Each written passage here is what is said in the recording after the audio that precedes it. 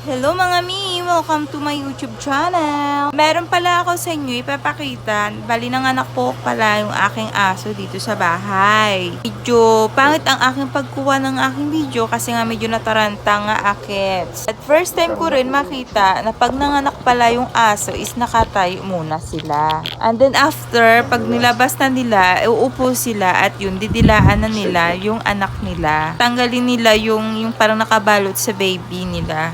Tsaka kinakain pala niya din. At syempre, unang baby niya is girl.